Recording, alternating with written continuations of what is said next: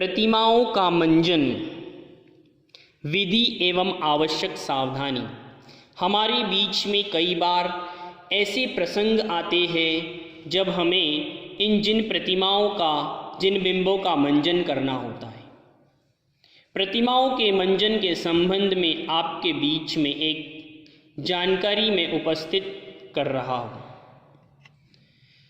खजूर की कुछ छोटी छोटी डंडियाँ लेकर उसके सिरे पत्थर से काटकर उसे ब्रश जैसा आकार देना चाहिए, जिससे श्री जिन प्रतिमा को ऊपर जमे हुए दाग को साफ किया जा सके। लौंग का चूरा बनाने के लिए लौंग को धोकर अच्छी तरह से सुखा लेना चाहिए और फिर सूखी हुई लौंग को मिक्सी में चलाकर उसका पाउडर बना लेना चाहिए। जिन प्रतिमाओं के मार्जन के लिए रीठे को अच्छी तरह से साफ सुथरा करके चेक करके देखना चाहिए कि जीव जंतु आदि ना हो। मंजन हेतु साफ सूती का कपड़ा मंगाकर रख लेना चाहिए। अष्ट धातु की प्रतिमा का मंजन करते समय लौंग के चूरे में थोड़ा सा जल डालकर उस चूरे से श्री जिन प्रतिमा पर मार्जन करना चाहिए। फिर साफ कपड़े से रगड़ना चाहिए लौंग के चूरे को। बाद में जितना अधिक हो सके स्वच्छ कपड़े से प्रतिमा को स्वच्छ एवं साफ किया जाए।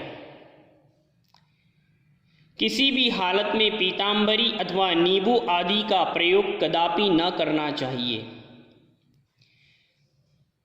स्वच्छ कपड़े से प्रतिमा को पोंछने के बाद उस प्रतिमा में अधिक चमक आएगी। छोटी एवं माध्यम आकार की जो पाषाण की प्रतिमाएं होती हैं, प्रतिमाओं का अत्यंत सावधानी पूर्वक मंजन करना चाहिए। इसके लिए सर्वप्रथम रीठे को धोकर अभिषेक के शुद्ध जल में उबाल लें। उसके बाद रीठे को मुलायम कपड़े में लेकर उसकी पोटली बनाकर उससे पाषाण की प्रतिमाओं का मंजन करना चाहिए। इसके लिए प्रतिमा को मंजन से पहले किसी बड़ी थाल या कोपर आदि में विराजमान कर लेना चाहिए, जिससे जल इधर उधर ना फैले, वह कोपर में ही रहे।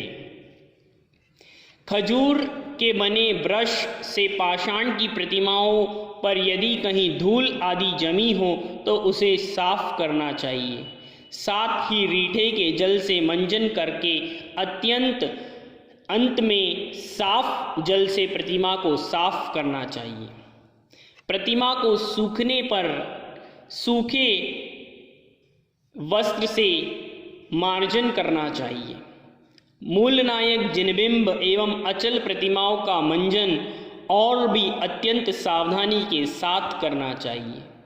इसके लिए प्रतिमा के नीचे चारों तरफ से एक मोटा साफ सूखा कपड़ा लगा देना चाहिए, जिससे मंजन का जल हमारे पैरों तक न आए।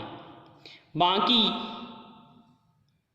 अष्टधातु की प्रतिमाओं के समान ही इन प्रतिमाओं का भी मार्जन किया जाता है। सारा कार्य अत्यंत विनय पूर्वक सावधानी से करना चाहिए। छोटी सी लापरवाही भी नहीं होना चाहिए। वेदी में अगर एक भी कण किसी चीज का फैल गया हो तो उनको तुरंत साफ करना चाहिए, ताकि उनकी खुशबू से चींटियां आदि प्रतिमा के पास एकत्रित ना हो। अंत में मंजन किया हुआ जल जीव रहित सूखे स्थान पर विसर्जित करना चाहिए एवं वेदी में कपूर का चूरा डाल देना चाहिए, जिससे कोई भी जीव या चींटी न आए। इस प्रकार हम हमारे जिनालयों में विराजमान जिनेंद्र भगवान जिनबिंब प्रतिमा के रूप में उनका मंजन करना चाहिए। आपको यह विधि बताकर हम भगवान श्री आदिनाथ स्वामी से प्रार्थना करते हैं कि हे भगवान, हमें भी एक दिन केवल ज्ञान की प्राप्ति हो। बोलिए श्री आदिनाथ भगवान की जय।